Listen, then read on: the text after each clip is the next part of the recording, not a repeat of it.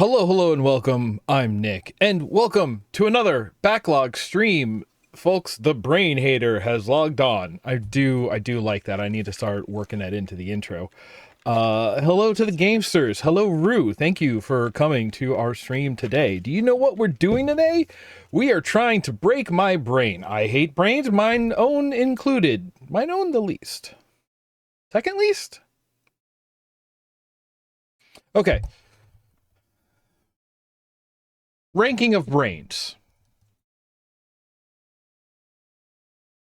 S tier, me and Joe. A tier, I don't know, like Einstein. Wasn't there a game where you had to like steal back Einstein's brain? I know in Wolfenstein the New Order, that was the Machine Games remake. They took one of your old squaddies and captured him and put his brain into a robot that you had to fight. And it was extremely heartbreaking when you had to like dig your knife into the brain case and rip it out.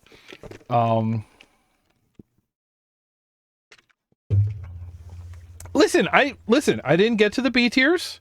There's a lot to consider, you know. How do we feel about Confucius these days? You know? See, and it's also a weird thing when we're just talking about brains. Are we talking about the thoughts? Are we talking about the quality? Are we talking about, you know, is there sort of like a textural element that we should be measuring them by? Okay, I'm done with this bit. I like brain. I like trying to hurt my brain.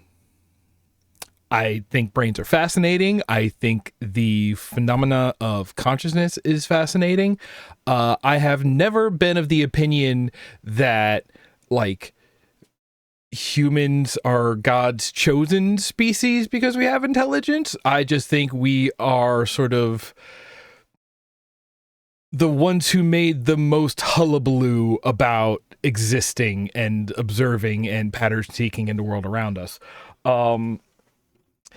Listen, I've seen my cat sleep and eat and just hang out all day, and I could absolutely do that. I think everyone I've known is capable of that. No, some people don't know how to chill, but that's besides the point. Most people I know could do that. I know some cats who just don't know how to chill. I think that's what the zoomies are. It's fascinating to me. It's just like, wow, everything's complicated. And as much as I like my brain and I like how it works and I like the parts of the world that I feel my brain is able to see and lock onto and decipher that seems to go unnoticed by other people even. I also enjoy trying to hurt my brain. In that, because I could just, you know, go old school, get in there with an ice pick. There's easy ways, but you know, I want to do this a curious way. I want to do this sort of like I want to side load the pain, you know. Let's watch some bad movies. Let's play some bad games. Let's play some hard games. I did pick up Archon, but not that Archon. Archon? I forget exactly how it's pronounced. But it's that RTS where you send troops back in time and then there's like a time wave. Thank you. Akron. That's it. Thank you. I remember picking that up. I don't think I ever actually played it. Picking up Antichamber. I love me an Antichamber. It was Manifold Garden, another one sort of among that. The games like Superliminal. I love like a Superliminal. I just like the things that, I mean, that's also why I like were I to get into VR development, I would really push things. I don't know if I've talked about it on stream, but my like ideal VR game is a game where you're just like, you're just doing like normal tasks, right? But as you complete them, you're leveling up your arms. So normally you think about like, okay, my hand is this far from my face, my hand is this far from my face. When you level up, it's just adds a multiplier to your reach. So this much movement ends up being this much movement.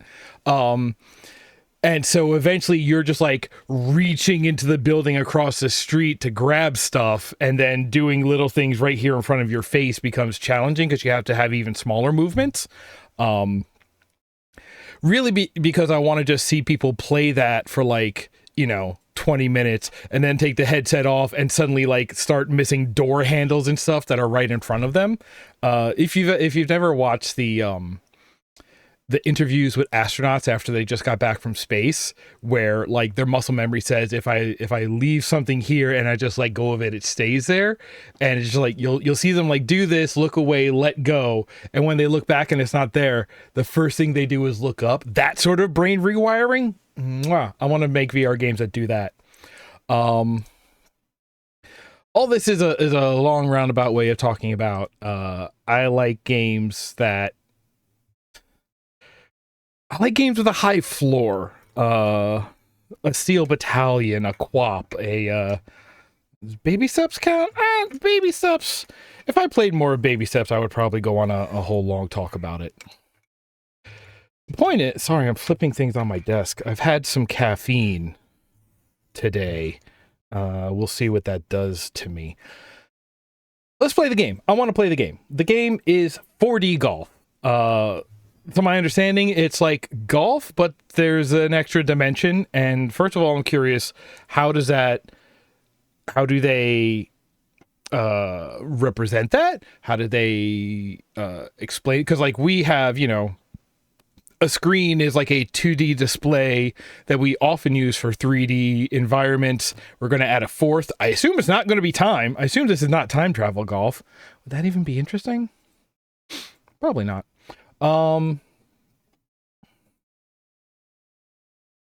Let's just get into it. I go here. It feels like it's been a while since I streamed. I'm not going to be able to use this excuse for much longer, but I was sick for a couple of weeks there, and I had to like stop doing everything until I was better. So now I'm like still warming back up to how to live my life. If we go to, I'm going to do it in studio mode because I'm worried. Okay. So if I hit the button that says gameplay, here we are. Now we'll have some gameplay. I'm pressing play. And then I'm going to go to game capture. And I'm going to have that, once the window starts, I'm going to have that capture golf. And then golf will be there. Right? Okay. Game. Golf. Oh, I have to turn it on. There we go. We got golf. We got sound. This looks about right. I also wanted to... I should have done this while I was waiting for the stream to start. Not that one. This one? I want to... No,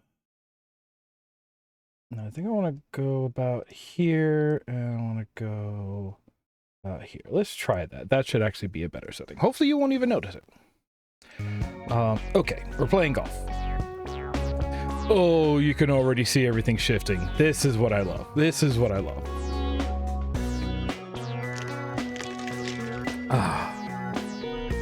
You must start tutorial. Great. Oh, that's a good start. Welcome, human. I am Cosmodius, your host for the multidimensional exchange program. I'd give you a hug, but unfortunately I am a being of pure energy and you'd be instantly incinerated. Your primitive universe is very charming, but I'm sure you're excited to learn from us higher dimensional beings. Our world is quite different from yours, but I will help you get up to speed. Let's begin your training in the sacred and ancient tradition of... golf? Miniature golf. Yes, great. I would like more things to be expressed in miniature golf. You know how we got, like... people keep making RPGs that are like, oh, you know, here's your RPG, but it's a crane game, determines your attack and defense. Here's RPG, but it's basically Peggle and Pachinko for your attack and defense. Give me some sort of RPG where, depending on how I hit my mini golf, is determining my attack and defense against in the line fight game. I bet that could happen. Welcome to 4D Golf. Your training will begin in a more primitive dimension. Great.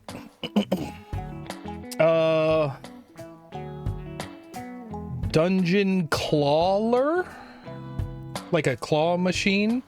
Clawler, I believe, Rue, it's in our shared library. Right. Walk to the crystal for more guidance. Move around WAS, look around with mouse. Oh, I love, we got two compasses, two compi. Got up and down. I am pressing keys. I am imagining somewhere I'm going to hit a key. All right, fine. Crystal. When you're ready, press spacebar to start putting, and you'll be teleported to the ball. To explore again, simply start walking. If you ever lose sight of a crystal, press C to find it. Uh-oh. Okay, so I guess we're establishing, like, the ball and crystals as... So some of these trees are not completely here, and that's exciting. I mean, I've played a little bit of Clawler. It's all right. It's, you know, it's kind of like how any one of those like deck builder RPGs goes. It's just like, oh, if you played Peglin, it's very much like Peglin, you know? They give you a pretty good amount of control on the claw. And it's, you know, a lot fair. Like you'll pretty much always grab something. It's like impossible to, okay, it's not impossible, but I don't think I ever managed to grab nothing unless I was really, really trying. But yeah. To putt, hold down spacebar and use mouse to hit the ball. You can also zoom in and out using scroll wheel. A meter to putting mode is also available in the settings. Okay.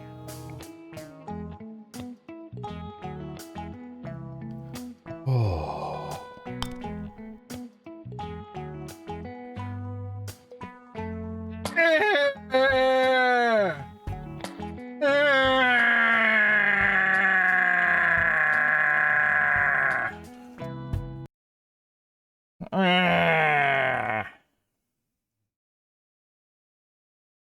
That's a joke. I'm doing a bit about ending the stream there.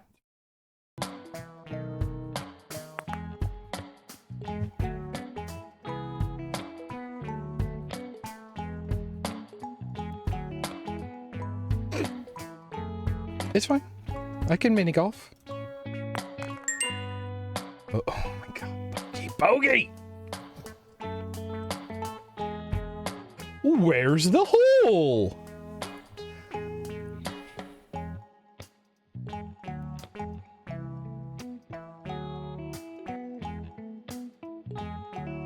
Phrasing.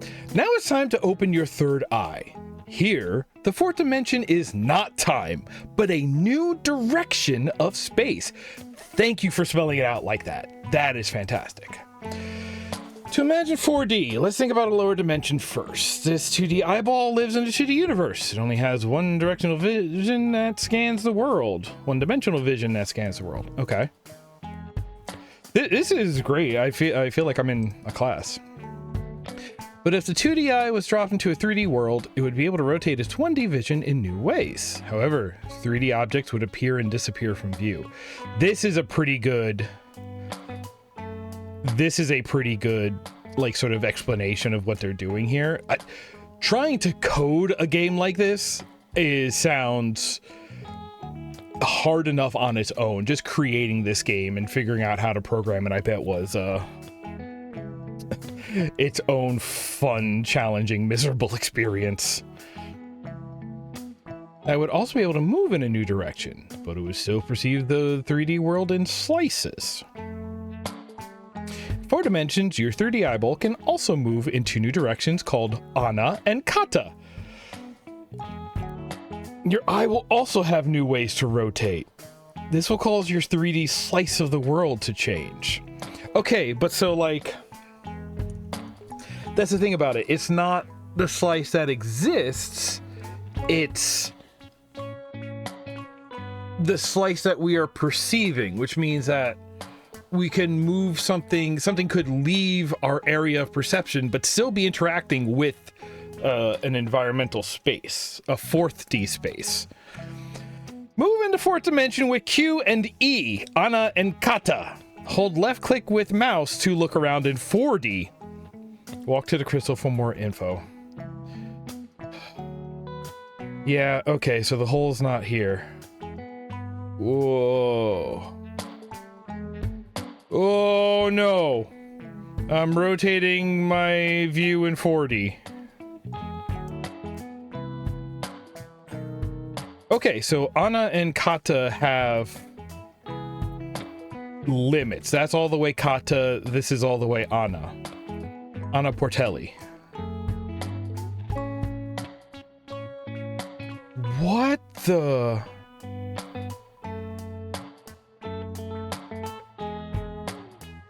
Okay. Wait, I'm moving. Okay, that's me moving. Am I pushing against a wall somewhere? Yeah, yes. Oh, I'm sliding. Oh, I'm... Oh.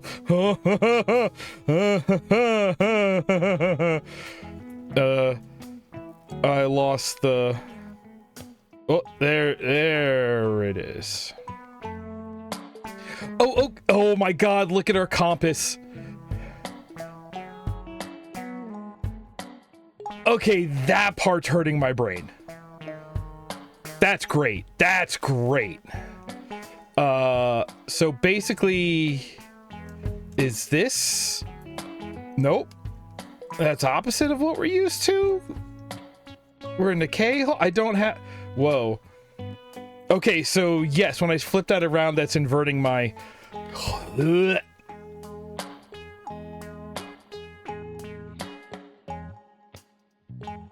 Hey, folks at home, I'm gonna put this now. Like I said, I try to hurt my brain, which means I may engage in some photosensitive and motion sick behaviors. Use your own best judgment whether to hang out here today or not. Okay, so I'm not looking at the crystal. The crystal is over here. It's kind of... I don't even know how to describe that as a third. It's a little off axis. You can only putt from the ball's position, regardless of where you walked to when exploring the course. Makes sense. So it's best to look around in 4D when you're already locked to the ball. Okay. So I hit spacebar, and it's going to move me to where the ball is. Whoops. Okay, so Q and E... Okay, so Q and E would move me in the Ana and Kata directions, which would be the same as... So if I move in a WASD direction, it breaks me out of the putting. Similarly, if I try to move Ana and Kata, it breaks me out of the putting direction, because where the ball is a location in the Ana Kata dimension as well.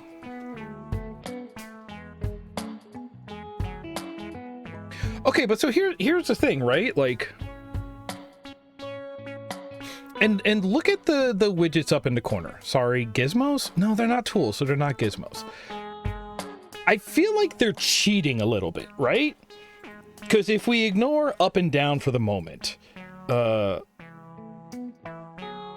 have to put it in an Ana or Kata direction. Cat word. Like the...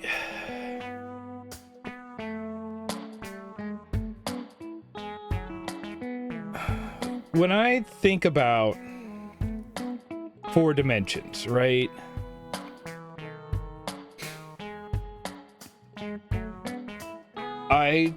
The way I initially think about it is like, imagine like a cube, right? You know, a cube as like an area of space. It has 3 dimensions, so you can pick a coordinate in those. To add a 4th dimension, you just need a new sort of axis to twist along. to adjust along. So one way to do that would be like, you know, if it were akin to like the temperature of the cube could be an axis of the cube. If you want to, you know, have that be in color, you could have the cube with its 3 coordinates, but then blue is all the way cold and red is all the way hot. And then, so, you know, this point of space in the cube at cold is uniquely different from this point in the cube in space at hot. So the temperature is like a 4th axis.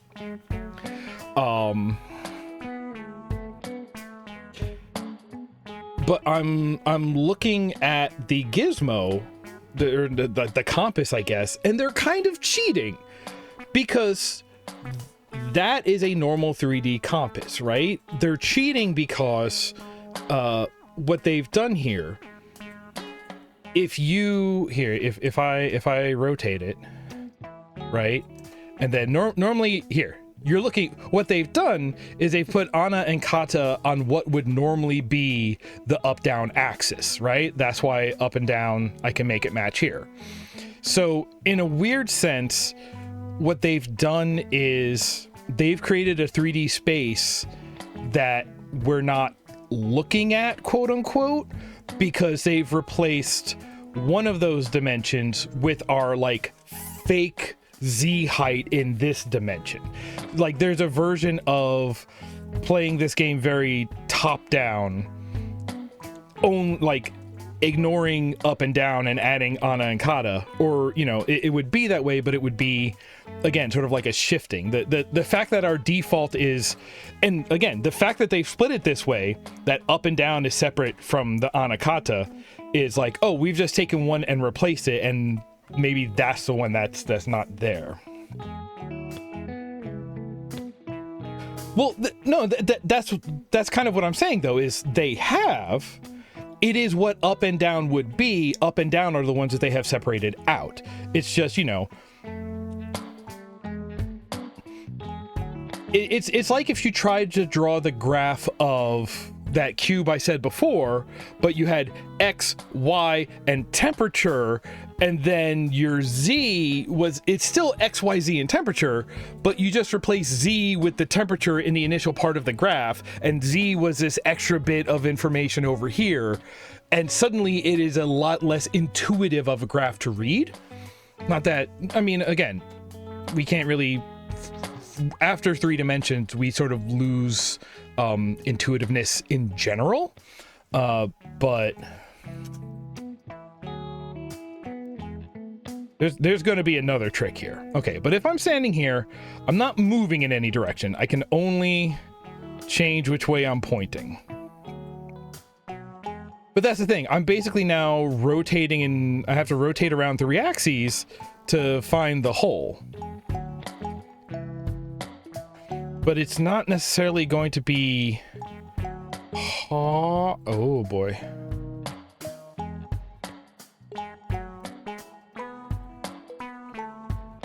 Because I can still say, you know, if we're pointing straight east with Kata north, look, there it is over there. Yeah. But it also doesn't really help much, because, like,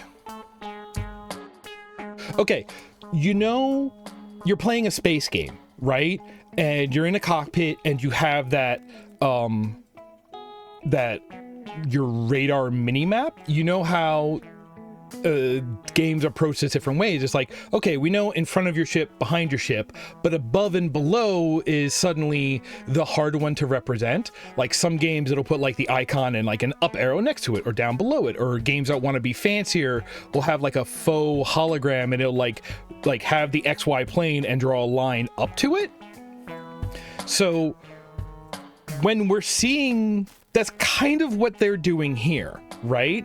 Is we're kind of ignoring the up down. We've added the Anakata, but these shadows are essentially like the absolute value of that, what would otherwise be up and down. So like when you see a shadow, like, I don't know if this is Ana or Kata of where I'm looking, not even moving, just looking for now.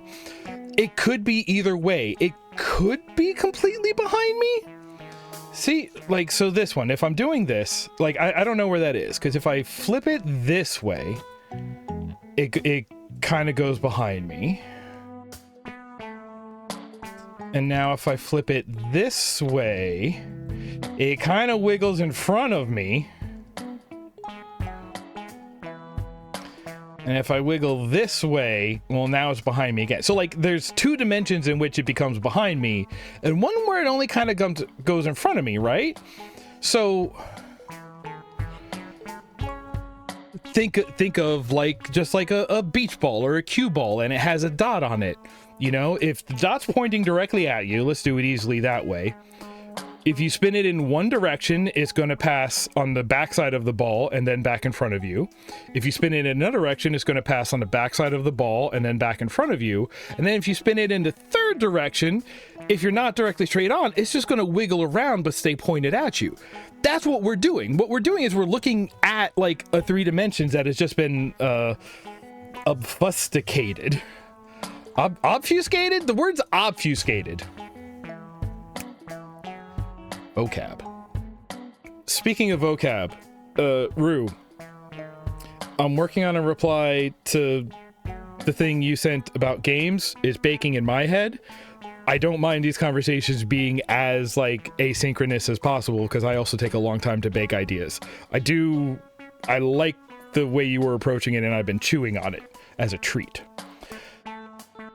Okay, so the idea is there. Here the hole exists. So now I stop turning in the ana and kata directions, right? Right, because this is also the other thing about it, right? Is even though, like, standing here, I am in a 3D space. I can look up and down. Like, I don't have a jump, so I can't move up and down currently. So functionally, the way that this course exists is like a flat 2D. But again, the idea that it's actually a 3D, but one of them is being flattened because it's the anakata instead of our regular up down. Anyway, I did it wrong.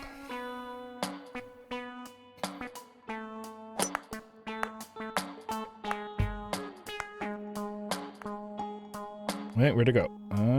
There. Oh, that's interesting. So I wasn't pointed directly at the hole in the anakata direction. So as I moved along, whoa, look at what happened back there. So as as the ball was moving along, we shifted. Also, the fact that I can push against this wall and I'm sliding in this wall, although we don't see it, has a tilt in the anakata direction, which we can only notice because as we push against it, our anakata is moving. Okay, so as long as we're locked to the ball, we're locked in our XY. Would it be like A prime, double A? In our XY double A dimensions. So I guess that's the interesting thing, right? Is maybe the thing about it is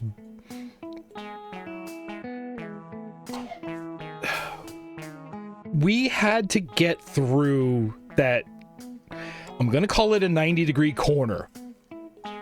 For simplicity's sake, I'm sure that's technically incorrect. If we were looking at this with the with our anakata in place of our up down, we would not have been able to see the hole, right? Because it would have been around the corner. Our view of it was blocked, right? So, like, what we are seeing is outside. Oh, the way the grass shudders and moves. What we are seeing as outside of the green would essentially be opaque. What we're kind of looking at here is I'm thinking about in, like, architectural software or The Sims, same thing. They usually have the view where it'll cut the walls down to be about like 6 inches tall, so that way you can see through the house and like, you know where the walls are, but they aren't blocking the view. That's what we're getting here. Wherever we are, we could eventually turn and look and see the like bird's eye vector that will get us to the hole, but only because we can see through what would be opaque walls. Oh yeah, as I'm pushing against this wall, it's disappearing in front of me because it is simply sliding me in the anaconda. Sliding me in the manicotti direction. That's the actual thing. It's the manicotti direction. I'm just going to sink this hole. I saw about 5 minutes of this played. I didn't see anything past the tutorial. I don't even think I saw the tutorial. I know one more mechanic that's coming, so this is all kind of kayfabe. So I'm just going to get to that point. I'm going to stop playing like I know less than I do. Bumpers. You will now receive an essential tool to navigate in 4D. To explain how it works, let's try it in a lower dimension. This tool brings your eye down to the track and then tilts it into the new dimension. Whoa! The walls of the track now appear to surround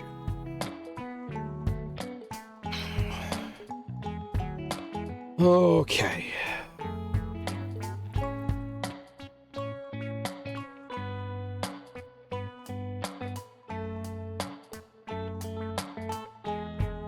Okay, so this is basically, I think, going to do what I've been talking about. It's going to swap up and down with anaconda, I think. In a 4D world, the walls around you look like a 3D box, and since the gravity direction isn't in the slice anymore, it appears like you're floating when you're actually walking. This perspective is called volume view. Okay, that idea of... Okay, so you're moving in every... Yeah, that's exactly what it is. So you are always, in our default view, you're always flat pressed against the ground. Your Z is not changing, but now you are free floating because you are freely moving every other direction, which we could already do because we have Q and E. Does it help that I played Descent at a very, very early age? Volume view can help you see 3D shape of flat courses. Use it frequently to help you navigate. Press V to toggle volume view. You can also putt in this view. Walk to the crystal for more info. All right, here we go. Blah. Yeah, there we go. Oh yeah. Okay, see?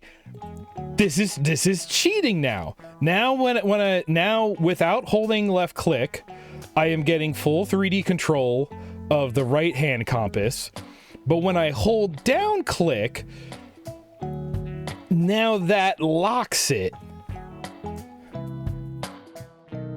Yeah, see, now Q and E is moving me up and down, and that's anaconda. So yes, we have now we have swapped up and down for the anaconda, but we are also locked in place in the up-down dimension.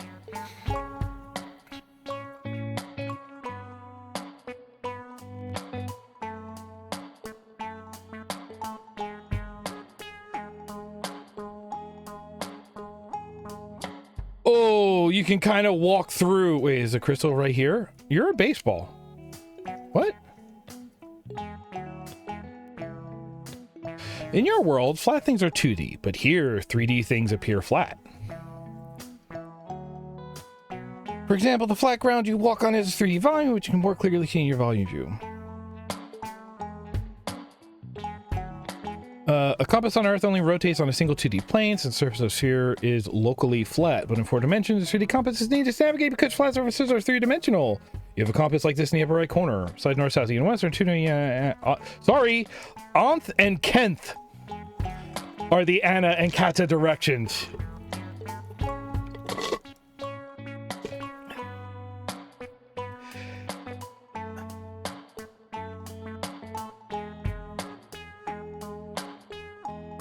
I guess it's not cheating. I say cheating in a way that like certain fighting moves would be cheap. It's just like, yes, that's allowed, but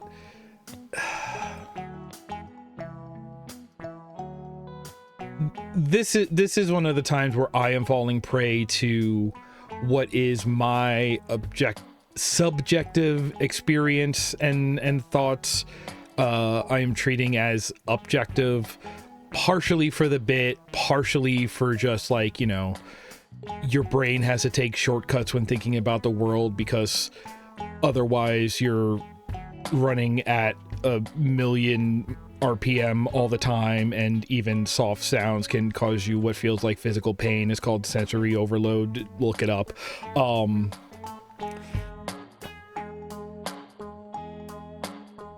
I really wanted to get my hands onto this game because I was so curious at like what is saying it's 4D. I got excited because it's like, oh, how are they doing it? What is it going to be? What is this? Is it going to make me think in a new way? And I get here and I get my hands on it, and my thought is just like, oh, it is, my expectation was something that was going to be like a little more complex. So like I am calling it cheap in the sense of like, oh, this is actually it is still clever, it is still good, this is still something that like may make most people think about something new, but like I feel like I'm clicking into it so quick that it's just like, oh, okay, you just did this, you know? In my mind it's like, oh, you just did this. Because, you know, that's kind of what I'm saying. It's like, oh, you just created a here. To me, I'm looking at it and it's like, yes, this is the way that it actually works. This is what the actual map looks like. The clever thing they did is they just took this view and morphed it into this. They had it. It is what it says on the tin. Yeah, I don't know. A part of me was hoping that I would have more struggles with it, you know? Anyway, where is it? Doesn't mean I won't have fun with it, but it's just one of, you know, everybody gets kind of upset when their expectations are broken. And yeah, a lot of times it is somebody's fault for having incorrect? Yeah, no, sort of undue expectations of what it was, of what it ever was trying to be. And yeah, I'm falling prey to that too. I recognize that.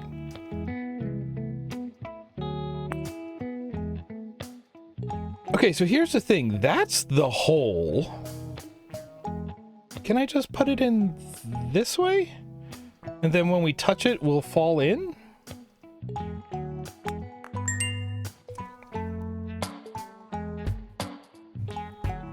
Okay. Okay, simple slopes. This is going to be, have you wondered what all those ghostly shadows are? Even when objects aren't visible in your slice, their ghosts are still projected into it. This is like a sixth sense for the fourth dimension. See, this is what I was talking about, that those ghosts are like an absolute value version of them, is you don't know where they are relative to the slice you are looking at. So it's like,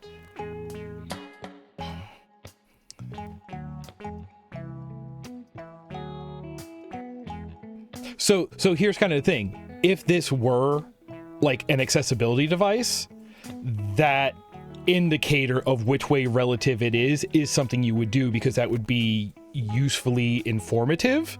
This is sort of like a developer decision. It's like, oh no, we are actually we are giving you a bit of help, but in a way that is actually more confusing, because it's taking everything from both sides and crowding it all into your vision to create extra noise.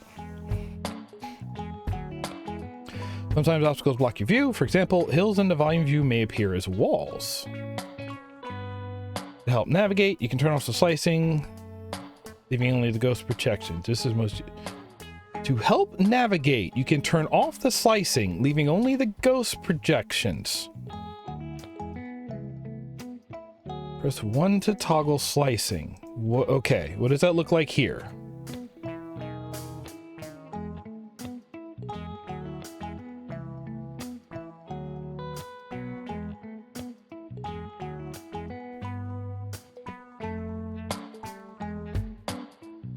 Okay, so what are we looking at?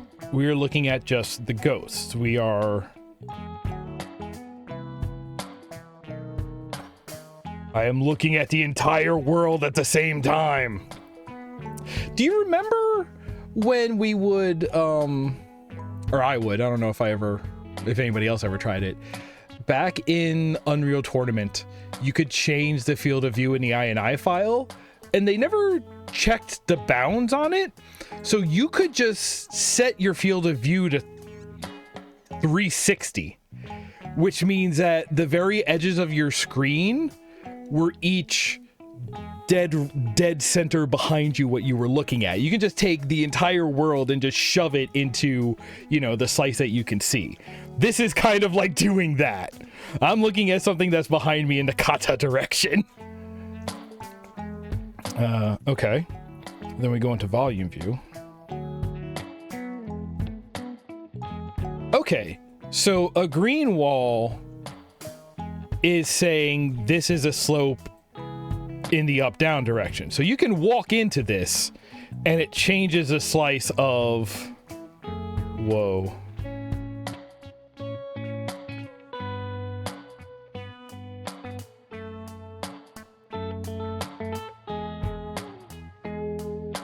Specifically, green is up. Because once I'm here, I'm as up as I'm going to be, and I no longer see green walls. These are both heading downwards. Okay, wait. Green is vertical movement, which means the normal of green is the direction of gravity. Okay, that's where it's going to... Whoa. That's where it's going to get a little hard, because right now... I can't tell where gravity is, but once I'm here and I see a green wall, I know gravity is going to be in this direction. Well, no. There's no wall, so there's gonna be no gravity. That's what the whole point is, because here we're at the flat on top of here, where yes, there is no slope, so there is no forced change in there's going to be no force change in our up-down direction. It is only once you get here and that wall appears, this wall is going to push the ball. We are currently, and that's why we're always against the wall, because this is, yeah, okay. So I just want to, I want to put straight into this. Hard because we need to overcome the angle of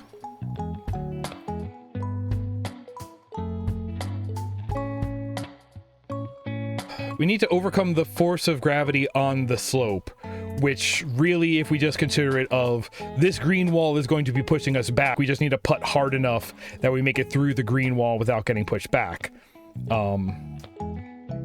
I guess it's not really giving you a sense of the slope of the slope, the intensity with which gravity is going to affect you, that wall. But okay, so we're going to get up here and we're going to want to bounce it off this left wall, and then we'll go down here. Wow, the fact that there's a lot of places. No, wait. Oh, there's a dip in here. There's a dip in here? There is a dip in here. Okay, you couldn't see that too well. See, now when I'm in here and I move Anaconda,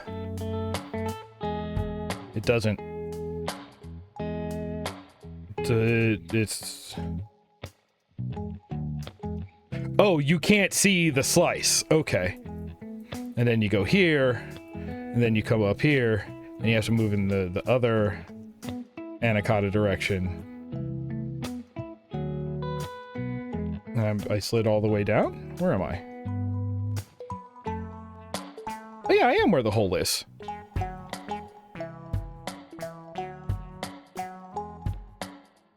Go up here, you go up here, and then we're gonna move Anna? The hole is, yeah, the hole is very over here in the Anna kind of direction. Oh, there it is.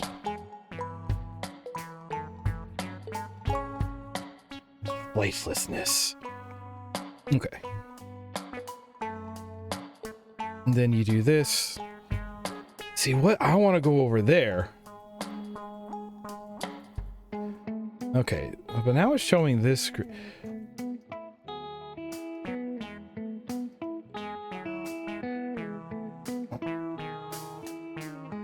See, I feel like that's the thing. Now that we have access to this view, I'm kind of like, why would I ever go back to the top-down view, right? Because I need this, so that way I know, like, okay, you know, wall you need to hit harder to push through because you're going uphill. But then besides that, it's just like, okay, you need to know where the hills start and end. You need to know when you're going downhill, and you need to know what the overall 3D shape of the world is.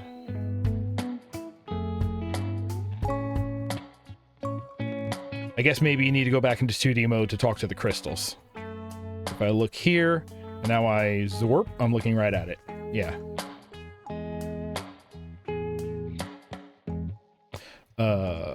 I want to hit off... I want to hit off this wall.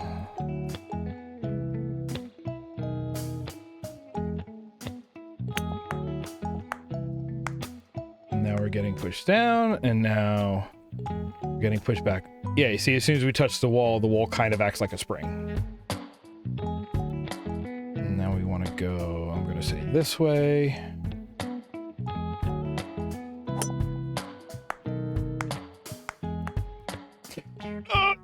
Okay. Oh, right. No, we go down into the hole. That's good. The wall actually helped us be here.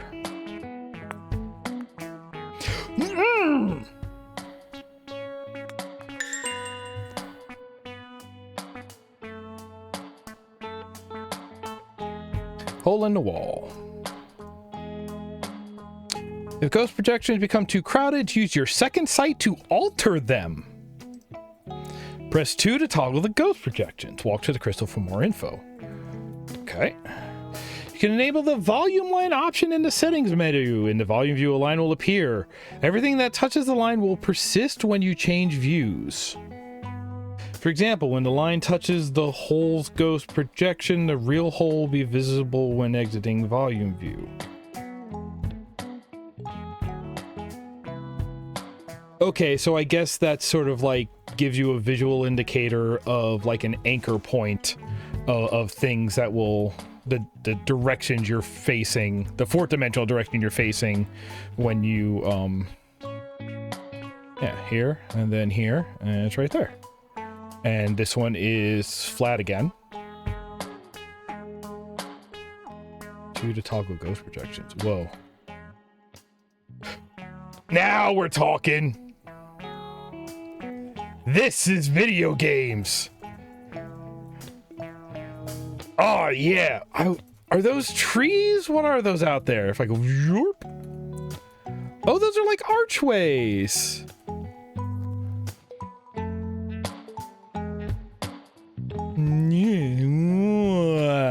Okay, you can watch the archway slinky as I move Anna and Kata. Ada, Anth, and Kenneth. What was it? Okay, anyway. Whew.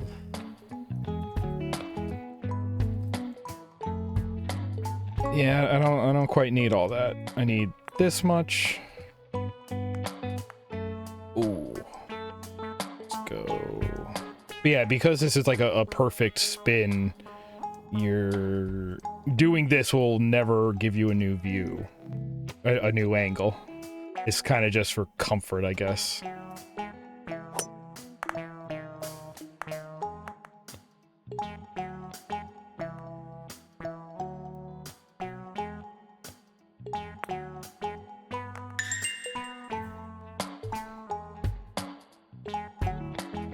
And also, like, to be totally clear, I love the idea of playing 3D golf. I love the idea of playing 0G 3D golf. Like I said, that's why I feel like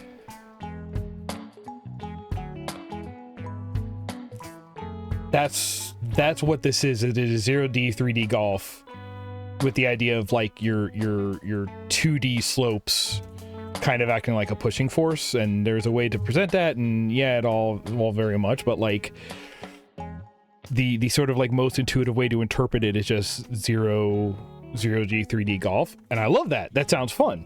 But you know, when you tell me 4D golf, it's like it's going to be hard to understand what's going on, and I'm like, ball voltage. Here's one final but very important tool. You can find a lost ball or hole instantly. You don't always need to search it. Press H to find a hole. Press V to find the ball. And it said something else, but I was laughing about the joke. It's easy to reverse your compass with east and west swap, so right turn became... In fact, there's no way to tell a left shoe from a right shoe if it can just be rotated through the fourth dimension. Real 4D shoes need differences in all four dimensions to be distinguishable. Yeah, alright.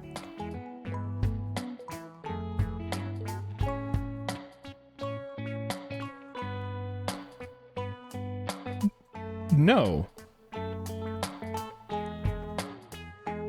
No, that's the opposite of true. Because if the whole point is there are like 4 axes of coordinate, of dimension, of measure, changing any one of them suddenly makes it distinct from the others.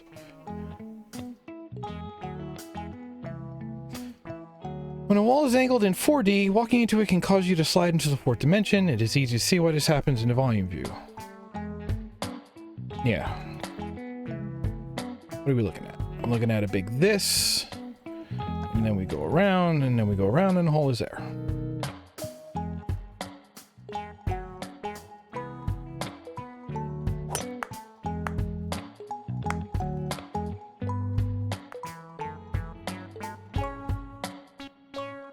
Like, watching putting this hole in the 2D view is sort of like a mystifying kaleidoscope.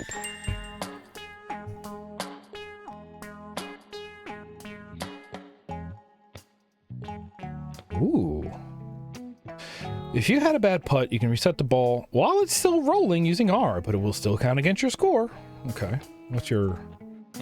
Did you know there's different compass styles to choose from in the menu settings? Settings menu? The isoclinic compass shows the directions on the rim, just like a handheld compass.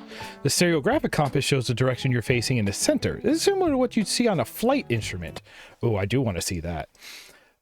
Settings, camera, field. Yeah, let's make everybody sick. Let's make 144. All right, we won't go that sick. I'm pretty sick though. Look, putt, camera smoothing. Show golfing HUD. Sure. Putting style, physical or metered.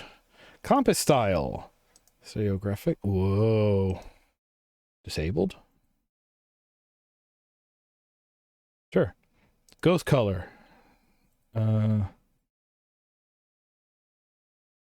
Oh! Ghost opacity? Volume line? Yeah, let's see what that is. Oh! So that's exactly what I was talking about.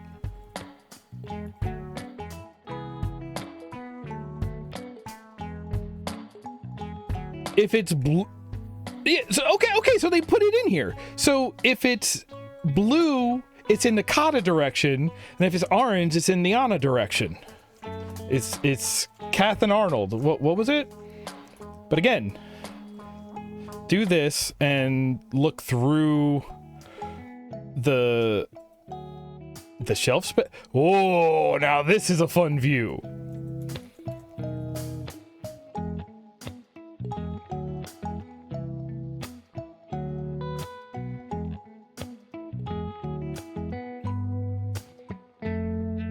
And again, I think this is... I think now the tilting has... Or the color shift is now... Oh, that's the line about what will... Oh, that line is the volume line that will continue to exist when we shift back.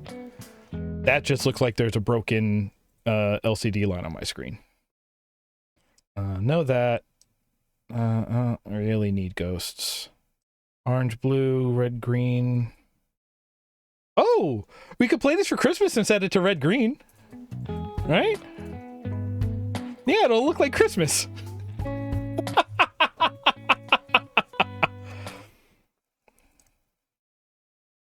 Why would that not be default? Why would no tint be default?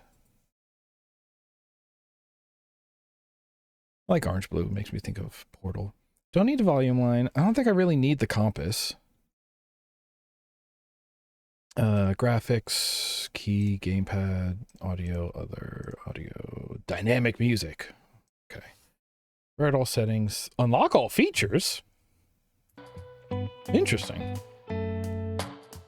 Okay, like I was saying. That's the hole. Ugh. Oh yeah, you can even tell when I push into the wall, I slow down, and when I'm being pushed by the wall, I speed up a little bit. I'm gonna go right there. Yeah.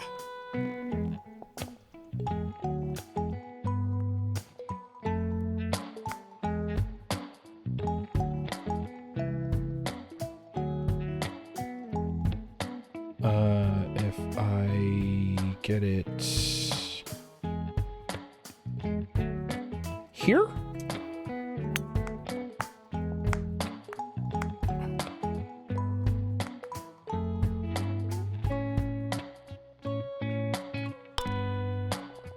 Ah! Oh!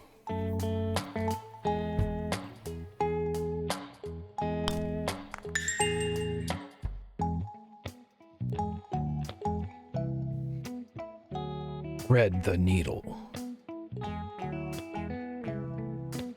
When locked to the ball, try using scroll wheel to zoom all the way out in volume view. Seeing everything from far away is often the best way to figure out the 4D shape of the course.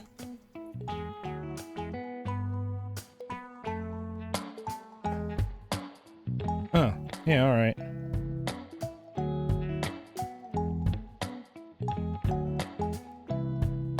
So, like, right here?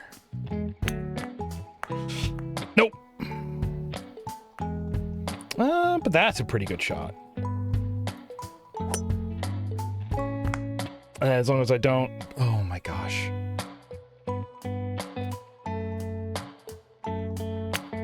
Nope. That was way too hard again. Can I restart this hole? Yes.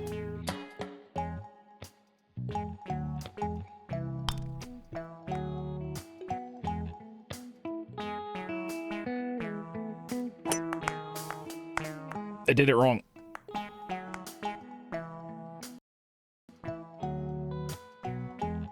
I don't think I can hit that. Although if I hit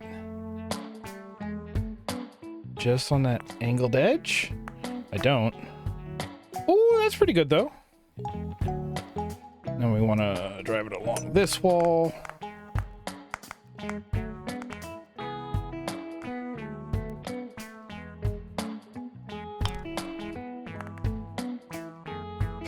It counts the resetting as strokes, even though I said reset. That's...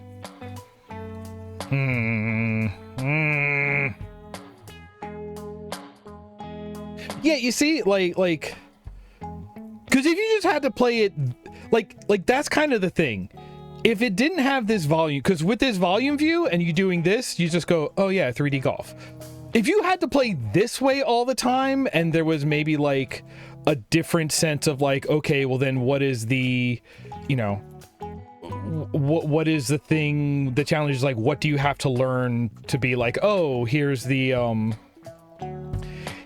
thing, here's like the new way you need to train your brain to think about. That's kind of the thing. We don't interact with 4D golf, so I was expecting to have to learn some new way to think about all this. But as soon as I have this tool, there is nothing new for me to learn. You just like, oh, there's 3D golf. Which again is good and fun. Now, that's the windmill. Hey. Hey.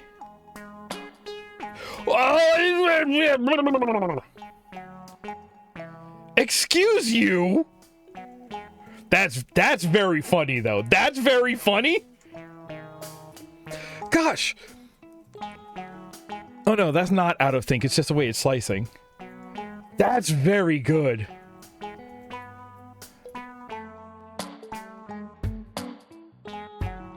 And here's the way it is. The hole is just right here. You can barely see. I think the hole is right here. Right? Like if I go here, yeah, the hole. I am looking directly at the hole. It doesn't. I think it looks more ghosted because we're seeing the ghost of the other Windmill blades? All right, well.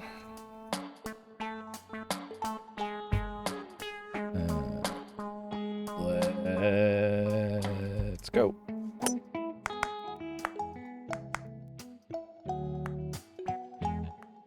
See, here's the thing I'm thinking.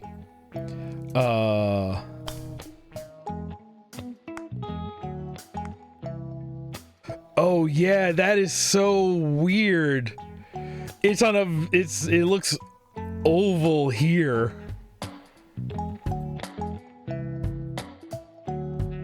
Huh. I'm very curious. You know, maybe I'm a little disappointed. I have high expectations. That's a me problem. I hope it doesn't sound like I'm shitting on this game. This is very cool. And just super, like, fascinating and admirable that they were able to figure out how to do this. Like, honestly, you know, thinking about just the way of shifting this view, like, I don't know which one of these is like the base sort of projection of the world, or if they have sort of created this map in a 4-dimensional space and these are just two ways of visualizing that. I kind of want to see the level editor for this, you know what I'm saying?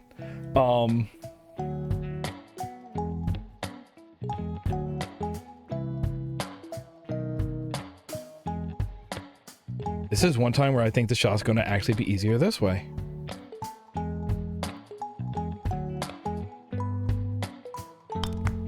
I did it exactly wrong!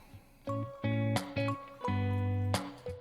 gotta line it up this way. See, you line it up here, and oh, we're lined up now.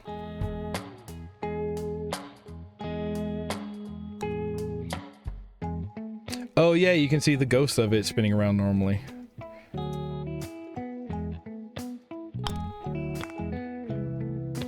You've got a ghost of a windmill getting through here.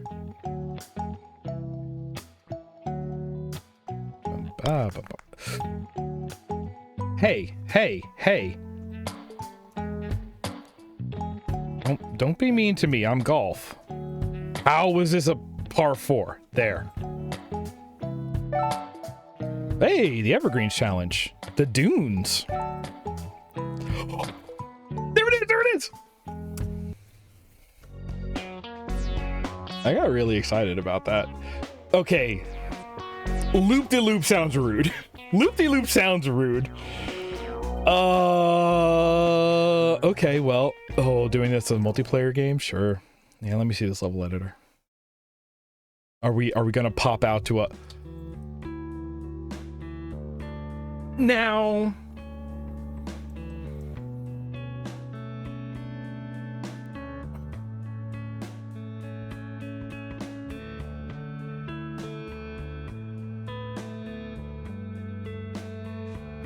Yeah, okay. That's more what I was expecting. Great.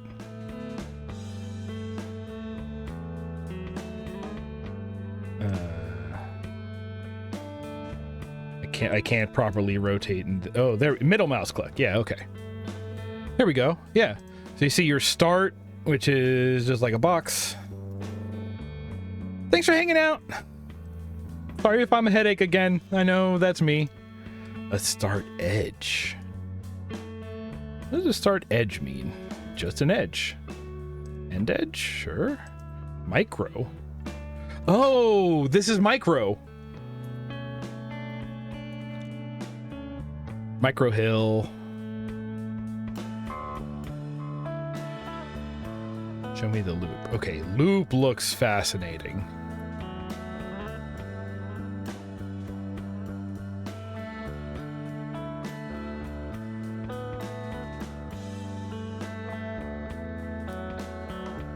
Null? Oh, nothing. Elevator? I might be sort of spoiling myself on bits of map to come. Obstacles? Spinners? Oh yeah, baby, yeah. Let me just spin them out of... That's the thing. All you got to do is, like, point where they're not, and they're basically gone. Basically. Springboard. Springboard? Okay, so springboard goes there, but it kind of just disappears in this view. But I bet you that looks like a negative wall? Oh, a gloam! A what? A what? Well...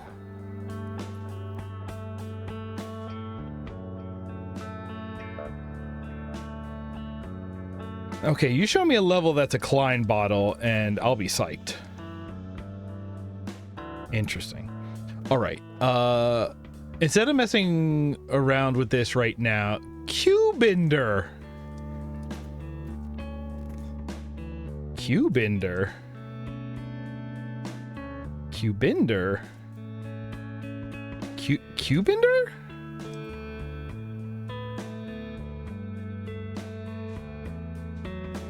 Sphere-inder? Duo cylinder. Oh, does that mean it's like a cylinder this way and it's a cylinder that way? Igloo! Igloo! Igloo! All right, instead of just yelling the name of all of the pieces here, I'm instead gonna run a quick ad break for those watching live, and then let's just do another set of holes, and then maybe we'll call it. Now that I'm now over the hump of readjusting my expectations, so I'm happy to just play it for what it is.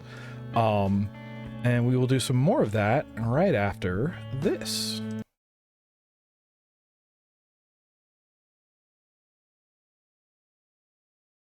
Okay, folks.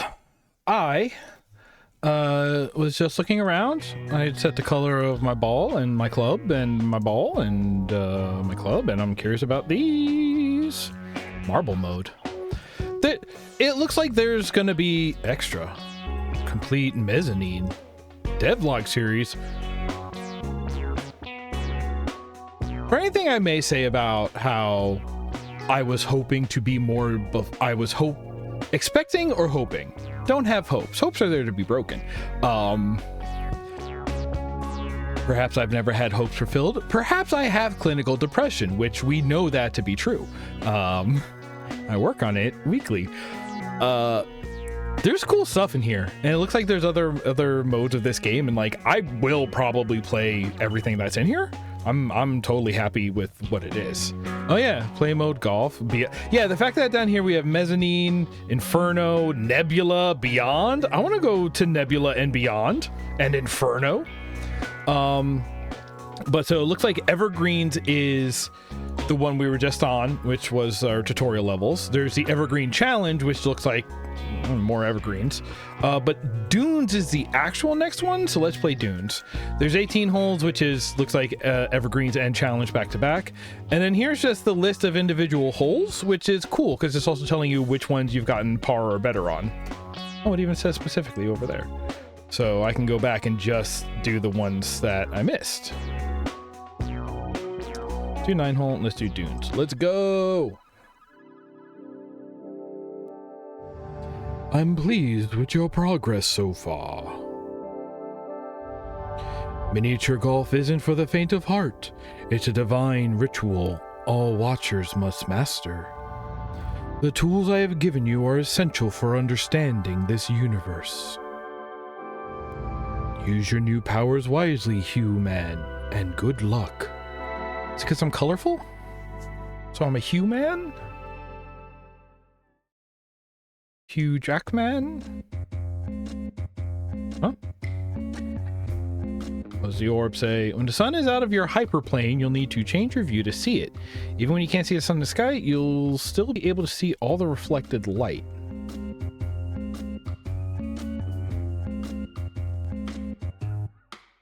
Okay.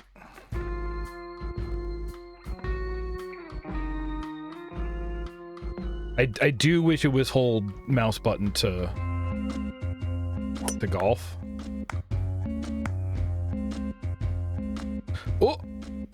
Okay.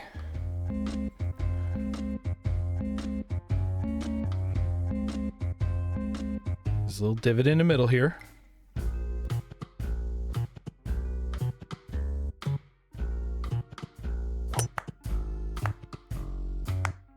Oh, too much?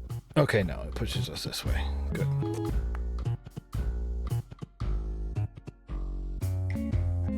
Right, this way.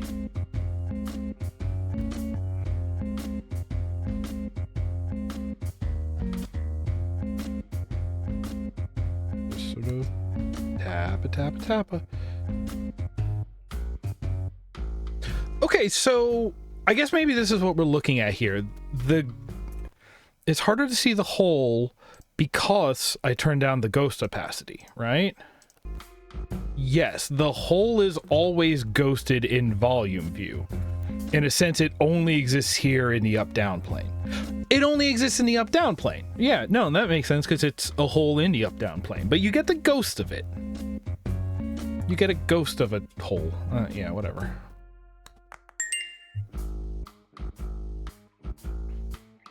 Ah, guess I could have done better.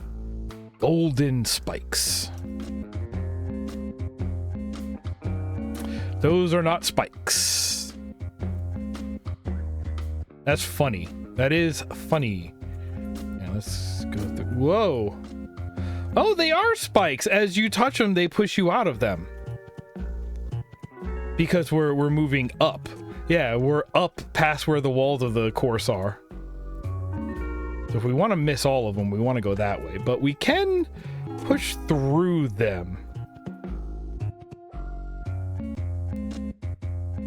We can push through them. So the way that we want to go is up that way. So really like a nice shot this way, I think will be a good start.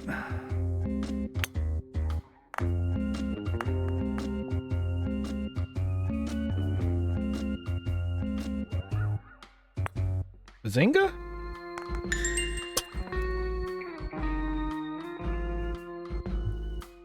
Ruins. And what do you got to say? When you see a shadow on the ground without a track casting it, it means the sun is shifted into the fourth dimension. A full three-dimensional shadow is there, but your slice might not include the shadow and track together. The same thing happens when track appears without its shadow. Okay, I'll be here though. Okay, so we want to go this way.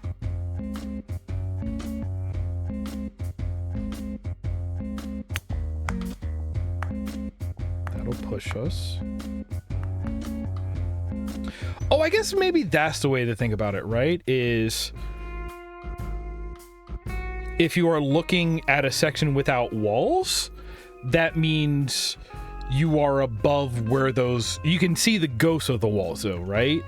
So any place where it looks like you're exiting means that the place that you're stepping into, you are above the level that you are stepping into. So you know this is... Anything that looks like it's without walls looks like...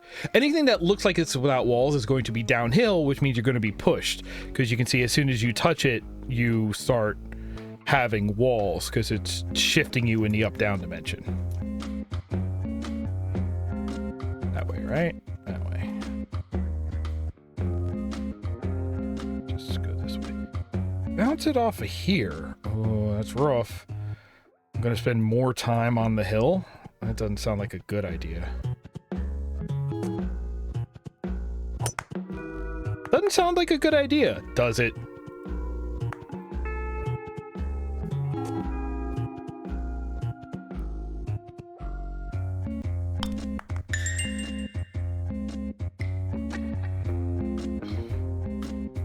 Climbing. Hold on, what was that? Oh, right, donuts. So this is... Cool, this is a track? A hole with a fork. Where does this end? Okay, so it is... It is layered that way. Okay.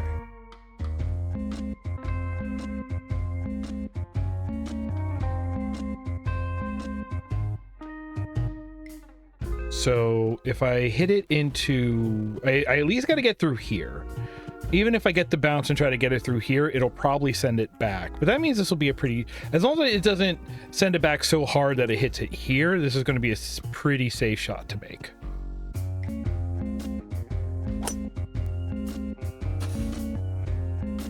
I'm sorry, what?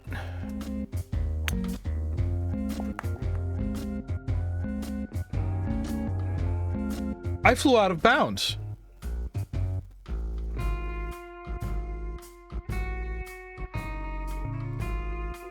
I flew out of bounds. I went up the ramp and over the walls. I was in the wrong part of the up-down dimension for walls to exist to knock me back in. That's rad as hell. Oh, man. Yo! That's cool. Yeah, I absolutely hit that ramp and then it just flew off. Okay. Good to know that can happen. Okay, so there is reasons to sort of undershoot.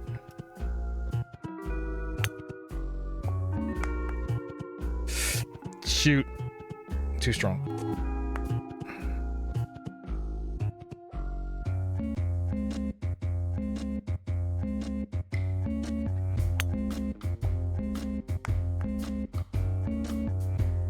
Okay.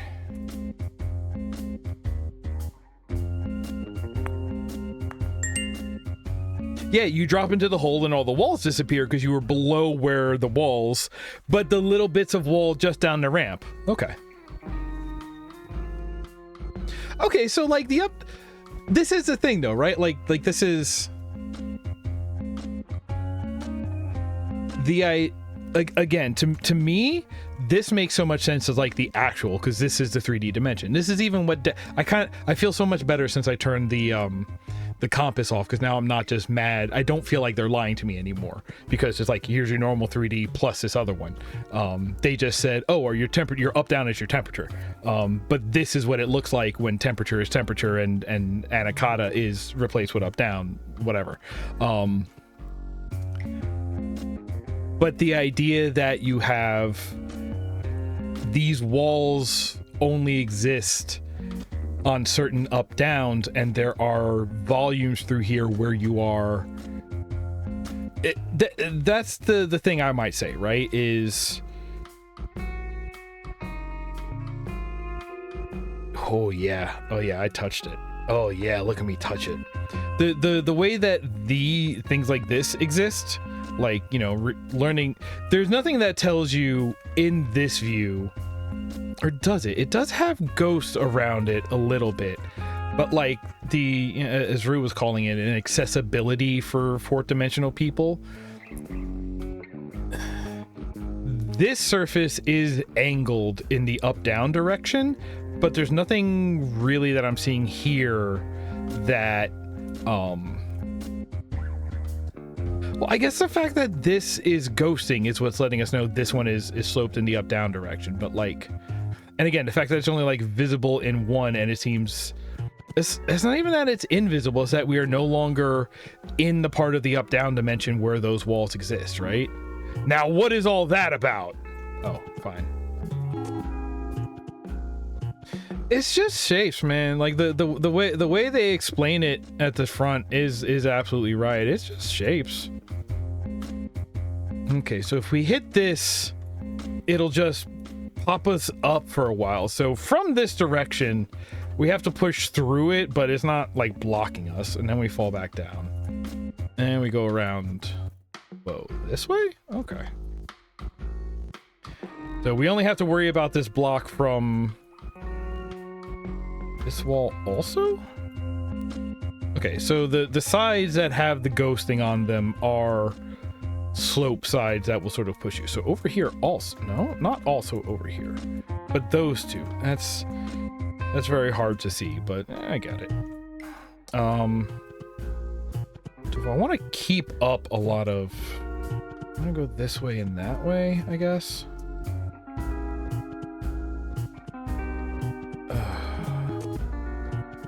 Right? No, I want to go this way.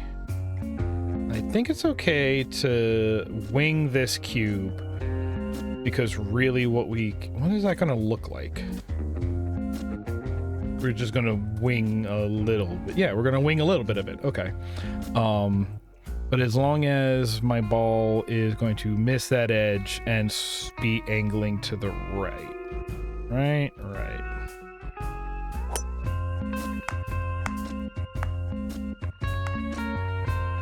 Yeah, as long as we're not pushing into a flat wall in this view, we really don't have to worry about hitting a ramp that is going to send us flying too far in the up direction. You ever worry about flying too far in the up direction? Or you ever worry about getting as high as Froggy?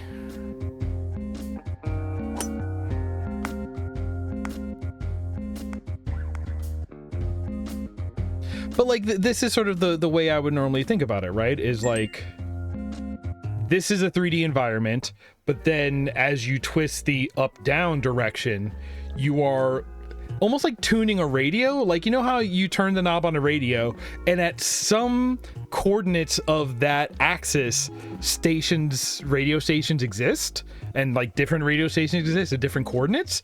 Like if we swapped it, if this was the normal view and we called it up, down, left, right, and our fourth dimension is now the anaconda, it would be like you tune a radio and then at certain coordinates of that dial, walls exist. But then, you know, what appear as ramps here are planes that are forcing that. Again, the fact that like that's the gravity axis means that, like, again, think of it as a radio dial. What if it was always trying to be at the bottom as low as it can, and there are certain places in the environment that will adjust what the minimum is, and it'll force it up and down, and like, so like as we're going up a ramp, it's going to force up what that is, and then when we go down a ramp, the minimum is going to drop, and then gravity takes over and brings us down to it.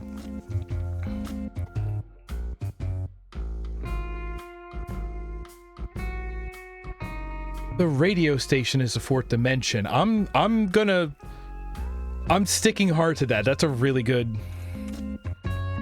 But that's why, again, it's like, oh, you're telling me here, and then the fourth dimension is the other thing. It's like, no, that's like kind of the reverse of the easiest way to think about it. It's like, oh, if your challenge is that you are explaining things to me in a confusing way, then I'm just like, all right, I'm not really.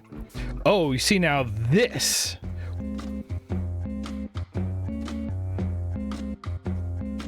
Hold up.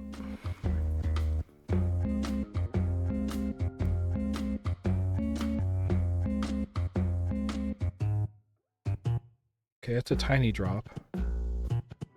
But this... It is! If you go fast enough, you can get to it. Whoops. Oh, I hit space and that pushed me back here. Okay, so that is like a jump. The other way to do it is... There it is. Or you could go this way, which involves pushing up a pretty significant hill. Oh, but then there's a peak to it, so you'll come down flat on the other side. Yeah, it'll look like this. And then what? It's this way. Oh yeah, with the ghost, it's pretty easy to see.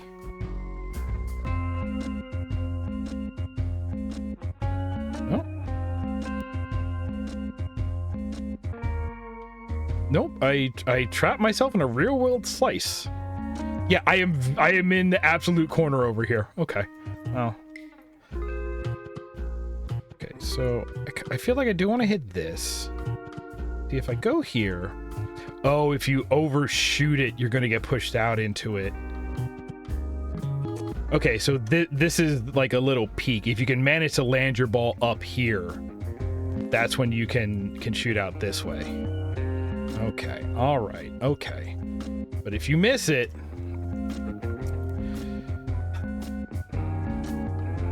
Well, okay. If I hit here. If I hit here... It'll either come back straight. If I'm lucky, maybe I can angle it into here, and then it'll push it back out this way straight, which will keep it up here. Worst case, it'll bounce it over. Yeah, that's what I want to do. I just want to aim as hard for that wall as I can. And I just want to get over this hill. I went way too hard and flew over. Okay, so if I take it out of here, that's again the idea that in this view, you get a sense of where the slope is, but not the intensity of the slope. Is like, here, this is how you need to know.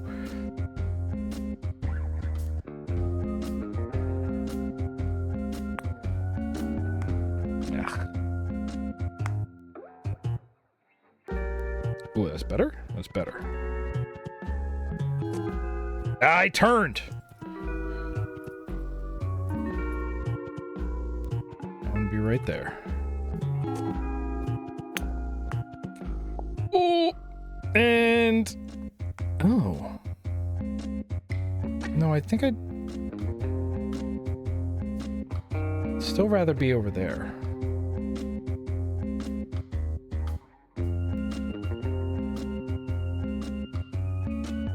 Nope, put me on the ball. Put me on the ball, coach. There we go. No. Oh, yeah, fine. Oh, can I bang it in this way? Nope, and I'm back to the start. And now I'm on the slope, and now it comes back.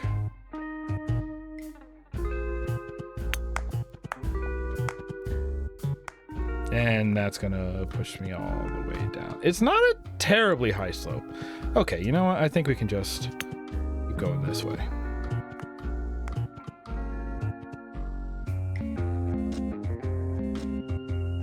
So if we look at it this way, then we get a sense of... There. But now I'm in the right spot. Oh, that's pretty close, too.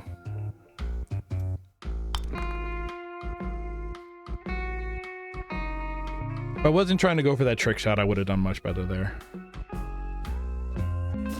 Yeah, you see the shadows. Yeah, but again, just... This is what it looks like.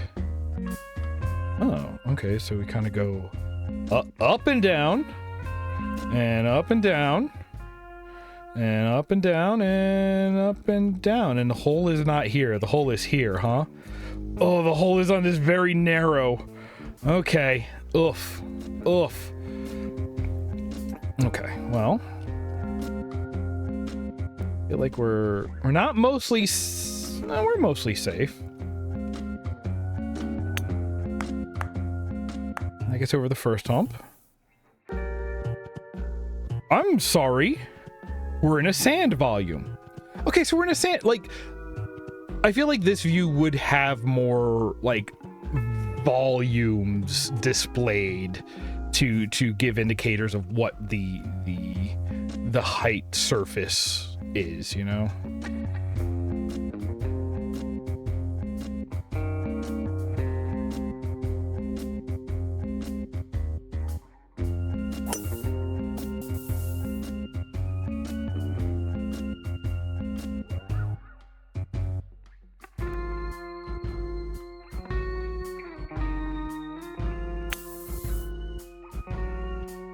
Come on. Oh.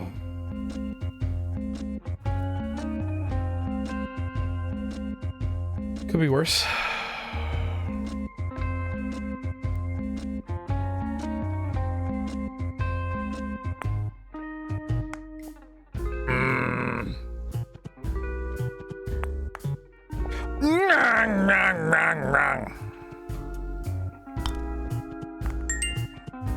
Double bogey. Double bogey sounds so fun, though. It's double. It's twice as much. Shouldn't that be good?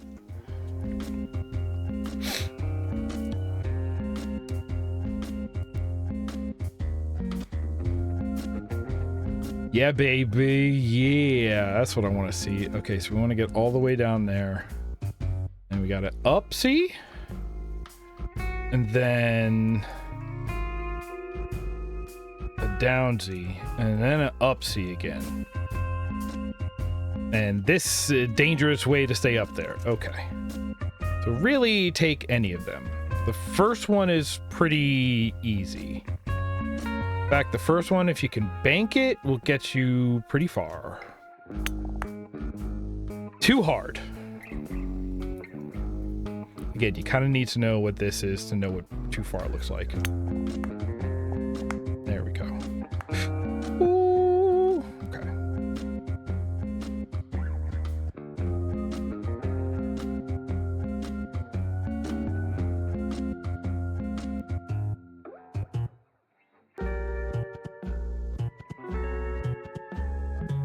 So down there, just kind of let it ease it. There we go. And now we need to hit it just hard enough. Get us up there. It is a three-way corner, though. How's that? How's that?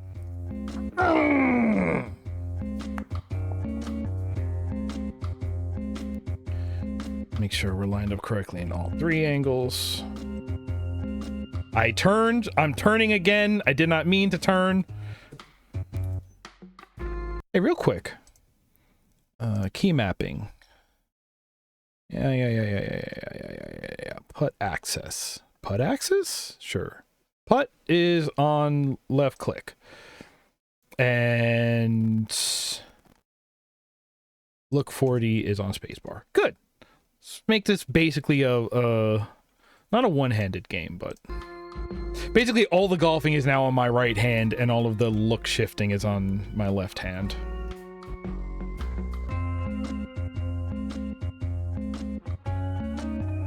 Yeah, actually, honestly, if I put volume view on space and that on V, because why would I ever do it that way? I'm lining up 3 dimensions at once, and then because the other dimension is gravity, it is basically determined for me. So I only kind of need it informationally to know, like, do I have a problem? Do I have a chance to fly out of bounds here? What is the strength of the sort of slope walls that I'm looking at? Once I have that information, I can do everything else in a 3D view. So really just like 1, 1, and space. Okay. Yeah, let's do it.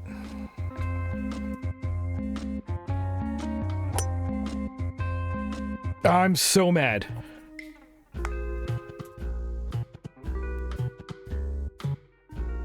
Yeah. Yeah, it's too much. Hey, what is the metered? Putting style, metered. Right, we aim. We flop back. Oh, it just, if I let go,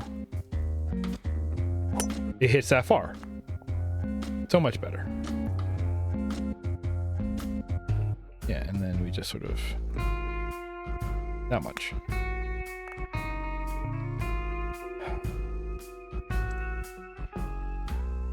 The Lost Pyramid. There's no... Yeah, okay. So we want to go... Whoa! Something looks fancy over here.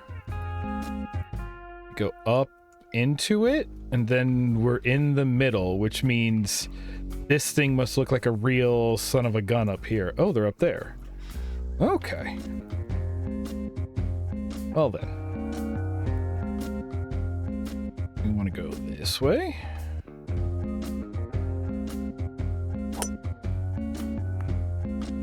Oh, it's magic, you know.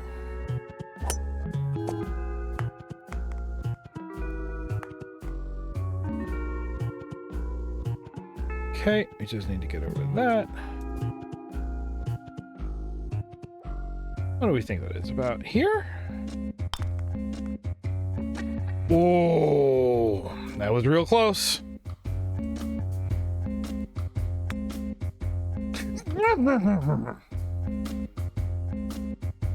Oh, come on. We are basically touching it. Oh, come on. That's funny. Okay, yes. The Dunes Challenge. The Arctic. I want to look at the Arctic. Let's do one. Now, 9 more holes. I got all of my controls in place. I feel like I'm very comfortable in what I'm doing. So let's get one more in here.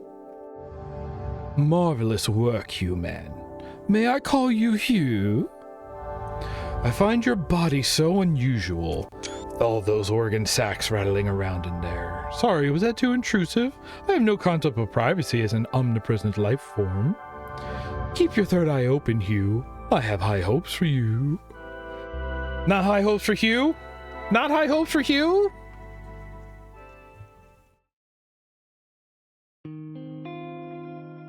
Oh, yeah, baby. Uh-huh. Just like pretty ridiculous, eh? Oh, and then there's our up. And then we have to hit it there. Okay, yeah, so, you know, just kind of do it.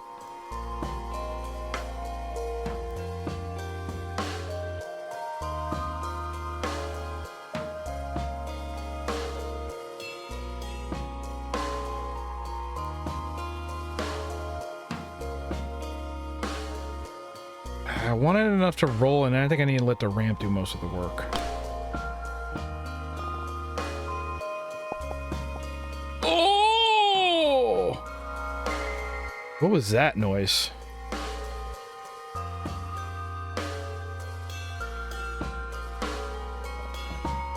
Not much? Yeah, specifically... because you're always shooting directly forward in the volume view, switching to the top-down view so that way you can see that and get a sense of what that distance is, makes it way easier to judge the amount of power that shot needs. Okay, going over here. Then that's a dead end. Up there, eh? Go up here.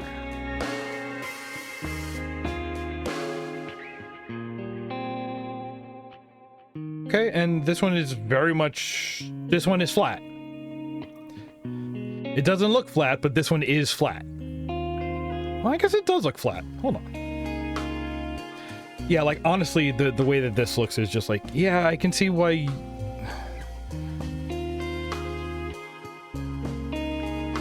There's a part of me that hopes that the devs' understanding was that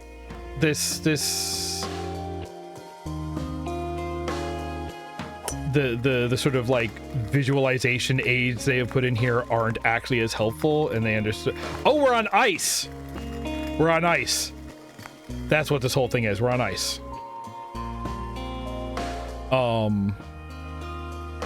Like they knew that it was not much of a help actually, and they were putting it in here as part of the challenge. Like it's, but yeah, it seems kind of odd to me that like, yeah, the best way to do this is to actually just sort of like not ignore the tutorial, but it's to sort of to learn that like the explanation the tutorial uses isn't necessarily the most intuitive way to think about what's going on.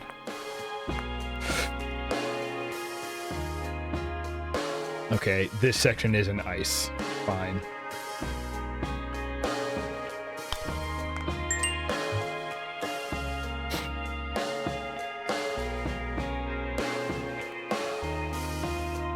I honestly can't necessarily consider playing this on a controller just because...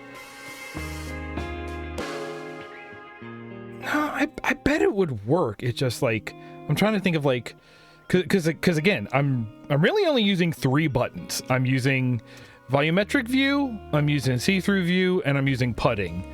And, oh, but other than that, I'm only using 2 axes as well. Yeah, that would, I could actually map that to a very old school style controller. I could map that to like a flight stick, actually. Yeah, three buttons and 2 axes? Absolutely. It's just when you go this way, oh gosh. Ah, there's a very, no.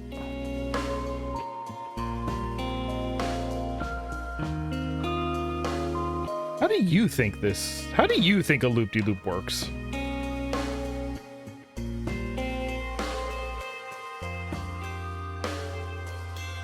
Right. If you are stuck to the ground and you can't run up, it is going to look like a dead end. Right. That is how a loop-de-loop works. Like I should be able to go through it. Like, no, not really, actually. Okay, well. So I want to hit it in there as hard as possible is what I'm hearing.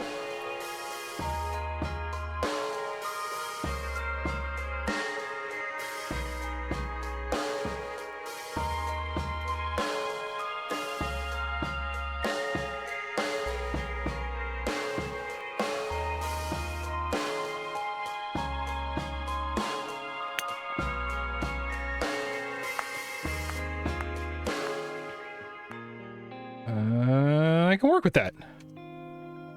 Right, and now we're just going in there.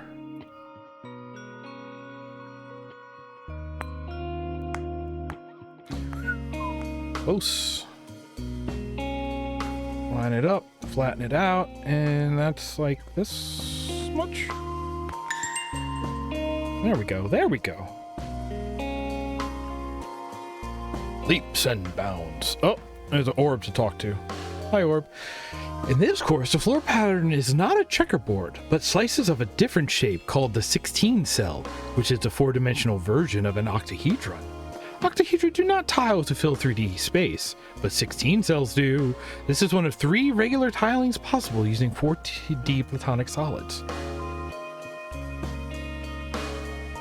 Listen, bro, I'm sure you're right. But now you just flexing. You don't make friends by flexing. Okay, so that's it. Whoa! Oh, that's a gap. Okay.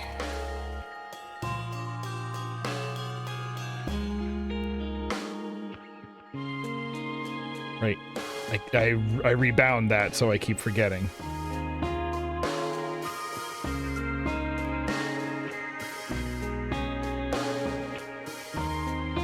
Here?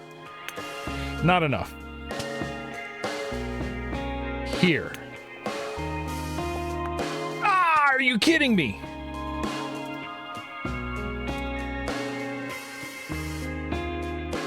There. There we go. Now we want to turn to look this way, at which point it is another jump.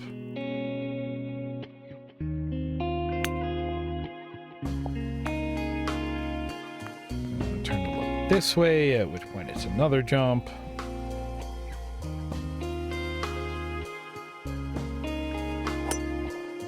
That's way further out there. Okay. Over. Oh, ooh, I'm pretty close to the hole, actually. Ooh. Oh, this is that shape, I guess. The 16 cell.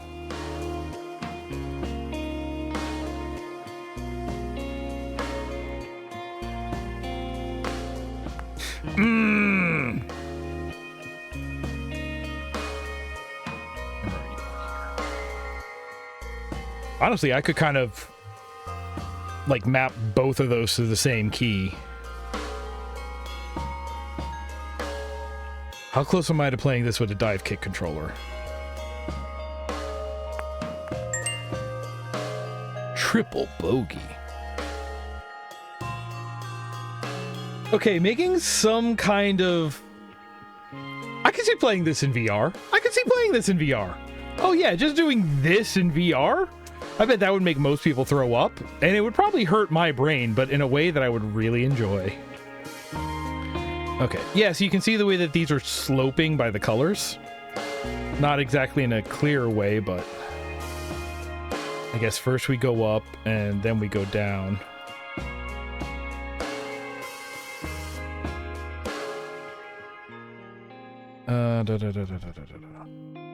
Yeah, I don't know why it's on 1. I want it to be on tab is the weird part.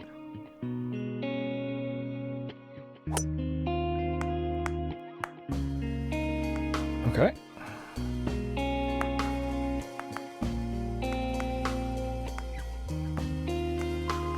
Go there, but we have to aim upwards. There's the hole. Here? Well, stuff me, I guess. Jeez. But I will be able to bang it around this. All right, that looks pretty good. Aim it right there.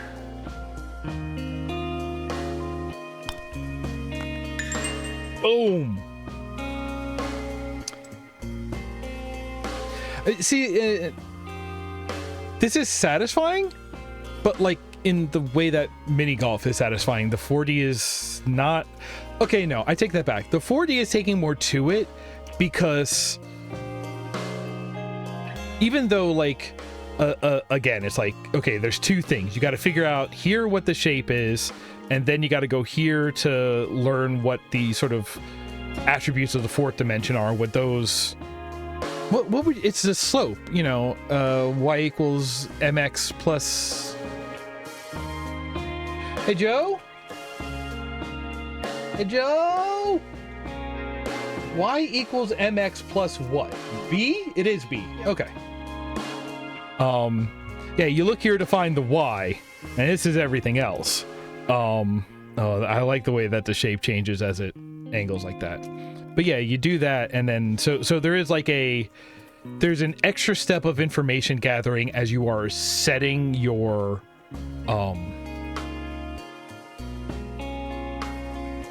angle. Golf and Scorched Earth and other artillery games are basically identical. So there's the idea of like you set your vector of the direction you're going. But there is an extra step to that because it is mainly the 3D, but then you need to go to the flat to get what one other, you know, the M of that equation is. But then other than that, it's just mini golf.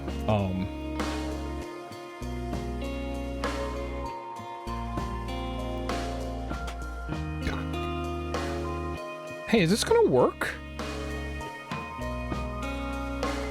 There's no other way out of here. This has to work, quote unquote.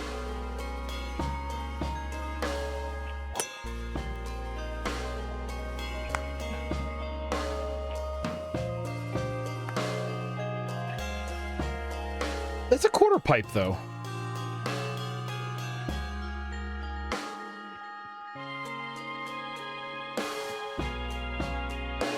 Whoa. Yeah, that's a quarter pipe. Okay, well, I'm going to do it this way. I'll see if I can. Nope.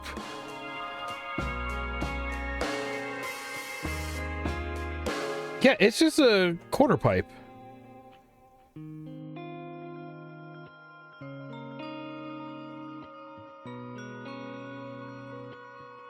I don't think I really have a way to. All I can do is spend more time in the quarter pipe zone by angling in a different.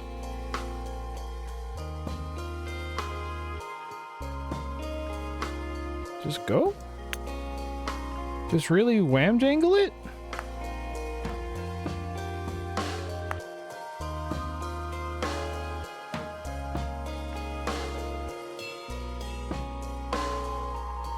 Just really wham jangle it.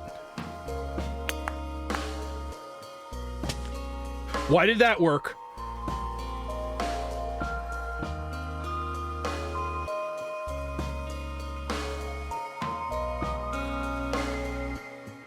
go through this. Why did that work? Why did that work? Looking at this, and that's where it goes so hard. Oh, let's do it again. Let's do it like that much.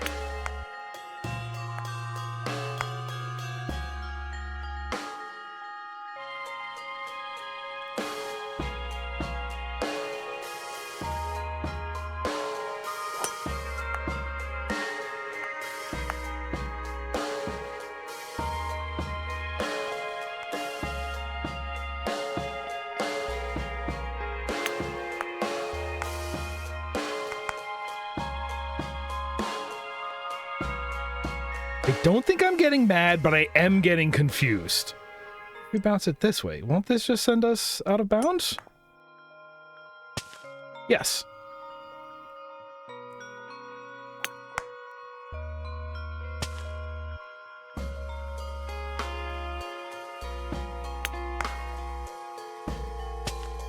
But that's kind of working. That's not enough.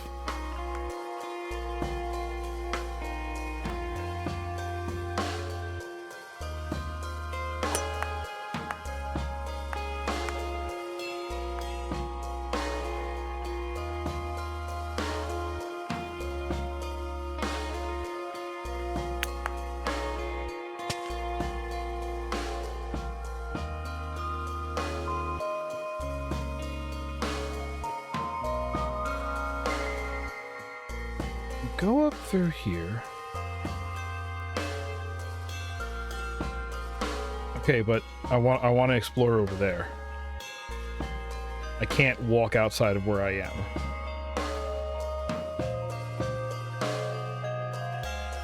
Because you can kind of go in here. Oh. Can I hit that? Is the whole point I get over here?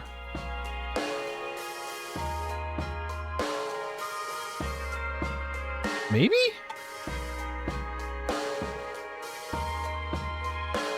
So I want to aim...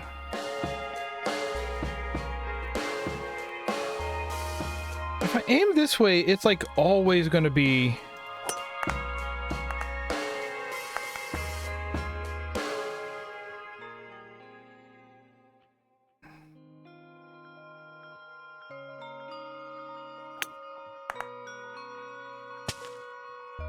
I think that was close. Boy, actually what would also be kind of fun is like a replay mode where you could watch it all from one volume view or the other.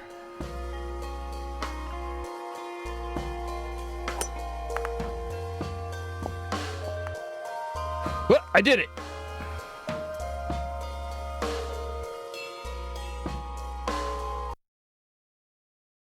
Yeah, I would kind of love to see what that looked like from over here.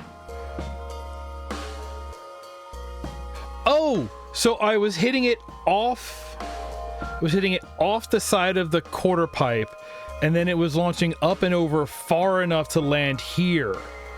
Okay. That's essentially how it was going. So it was leaving out the top, but at enough angle to... Okay, all right, okay. I could do this whole much easier now. Just in there.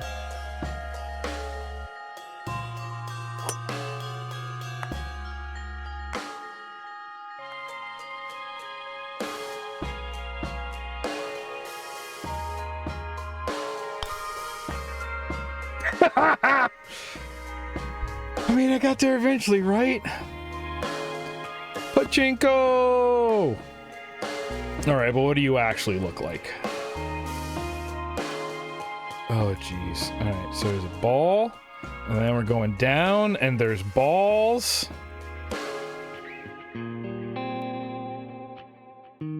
Oh, and there's balls, and there's balls. And then we're in the middle, and it throws us backwards to where the hole is? And it throws us backwards to where the hole is. Okay, so that shouldn't be too hard. Yeah, okay, all right. But it's just gonna look weird because it's gonna look like some balls are appearing over here.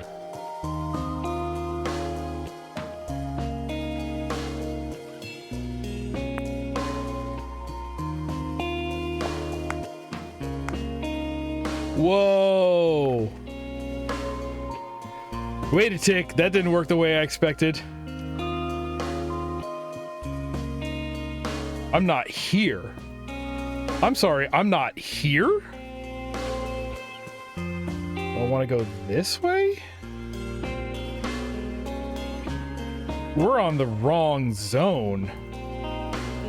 Oh, that's cool.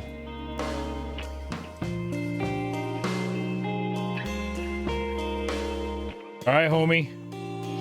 It's in God's hand now. Oh, okay, so if you manage to make it down the middle, you land right on it. If you don't, you got to make this double hop.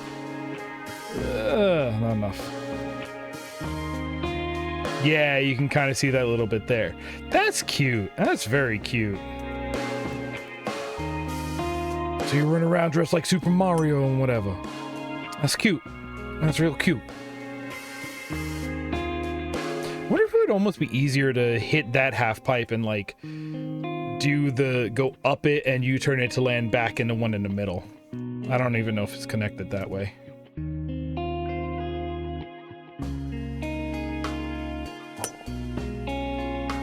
Oh! You heard me. Mortisco's famous off game. Legend of Game Maker. Yeah, I love how crazy that looks. Okay, so if we go this way, yeah, we just want to pop this hard.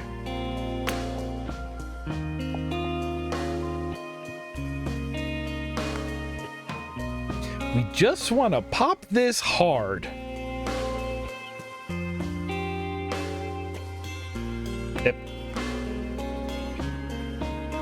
Honestly, for what was going on there, that's not bad. Now this. No. Okay, so I'm seeing a shadow, but I'm moving entirely in the Anaconda direction and it's not appearing, so their whole thing is goofy. It's up there. Okay, yeah, so we want to sort of like launch out here, going out here, and landing in there somehow.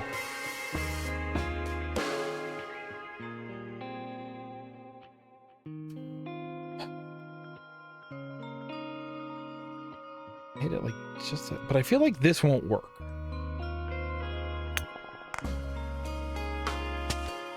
Oh, something kind of worked there.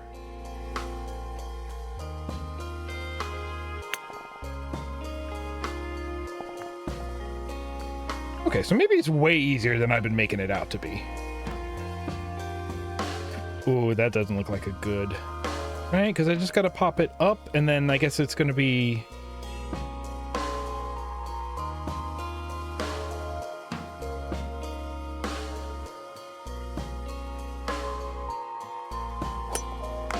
Ah. Ah.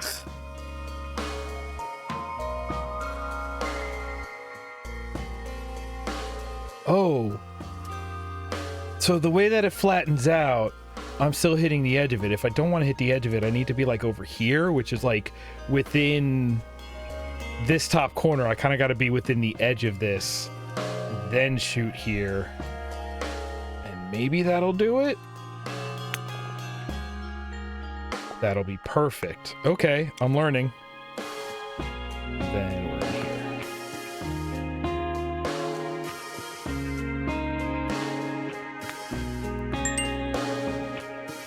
here. Okay, all right.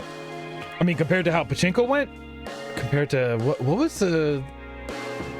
It's like that second hole where you had to go up and land on the. That one kind of had a mezzanine to it. All right. Yeah, you just...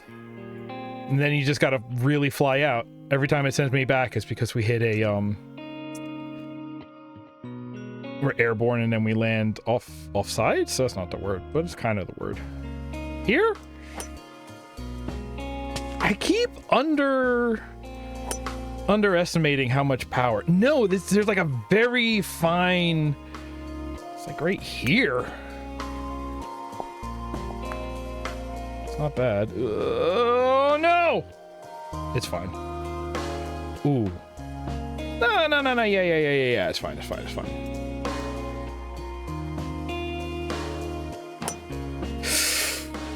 Okay.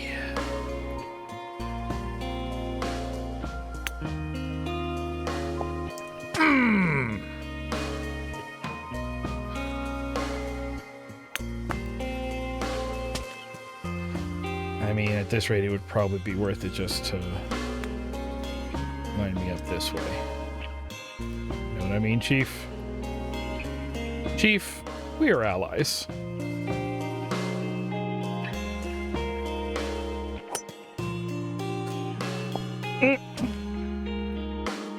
Okay, so just keep it kind of straight for the widest part, huh?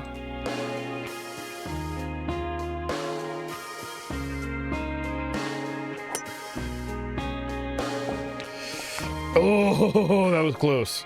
All right, now what are we looking at? Now if we look this way...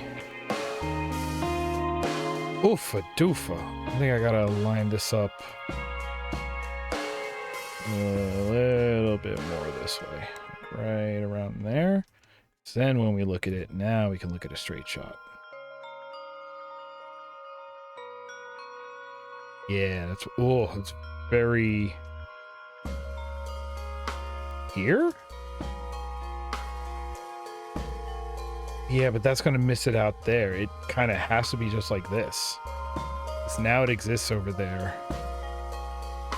Ooh.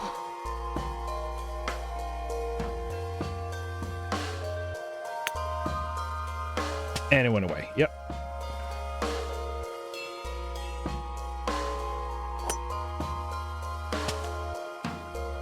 Okay, so that's pretty close, though.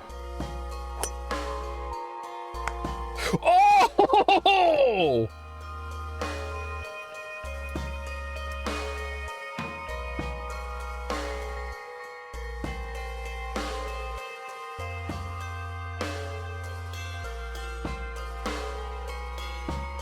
Aim it that way.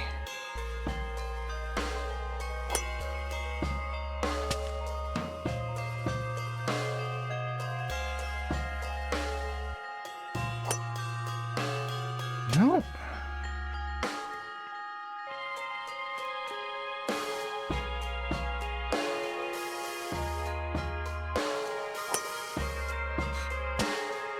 Watching it close up as you're like arriving towards it is so funny and frustrating and really funny.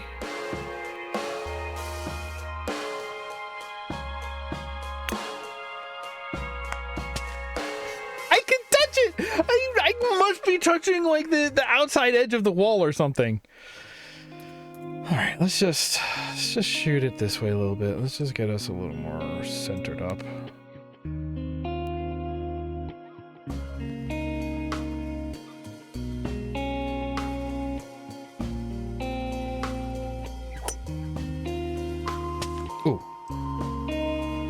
Give it a little pepper. Well, that's the igloo. I remember the igloo.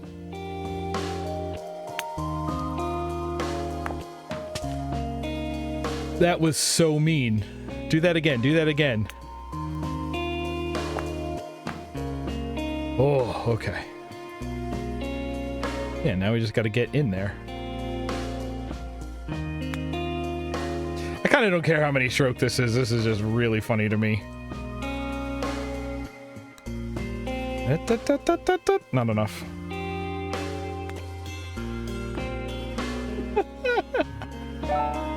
Yay! The mezzanine. Okay, this is fun. I do like. Whoa, the mezzanine. It's like a. I won't preview anything.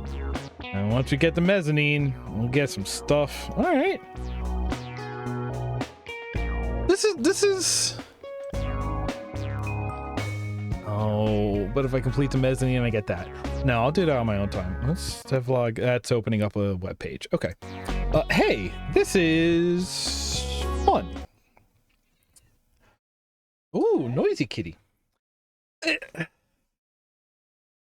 I feel bad. I would see, this is part of the problem of like backlog stuff. Like, and this is a problem I run into a lot, and it's kind of an overall bummer because sometimes you're just like, oh, this seems really interesting. I can't wait to get to it. But then you save it like a treat because you're excited for it. It's just like, oh, next time I get a snow day, next time I get a day off, I'm gonna snuggle in with it and all of this. And you build it up so much that it makes it that when you get there, you're just like, oh, it's not as mind-boggling as I envisioned, and you're just like, oh, the same thing really happened to me with like Hades.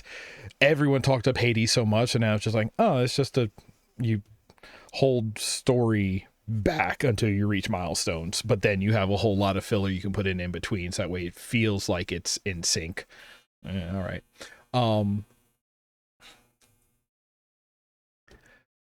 It's a me thing. Once you get into it and you understand what it is, you take a breath and you go like, okay, what is it working on? Once you reset your expectations, it's not its fault for not meeting your expectations. Sometimes there's a fault of like, oh, if there's like a false bill of goods and it doesn't meet up to the expectations that were intentionally set by it or the developers or the publishers or whatever, then there's an issue. But I see a title like 4D Golf, I start selling it to myself on things that it's not, and I really have to take that in and be like, nope, this was my mistake. Let's not blame that on the game. We now have seen it. Let's reset some expectations, and you take it as it is. And this is fun. I like this. It's an extra level of challenge. Overall, it's just golf. I like golf games. That's the other thing about it. 4D or not, I'll take a golf game. And yeah, this is going to be something I'm going to keep ticking away at. I'm curious at the devlog series. I want to see what they say there. And this is cute. We're going to call it there for tonight. If you're watching this live, this Friday, I'm going to do the All Day Okami stream because it's the spring equinox. If you're watching this on the archive, this archive probably didn't go up till after that. So be on the lookout for that archive to go up. Aside from that, thank you everybody for hanging out. I had a wonderful time. I hope you did too. And until next time I see you, take care of one another. I'll see you next time.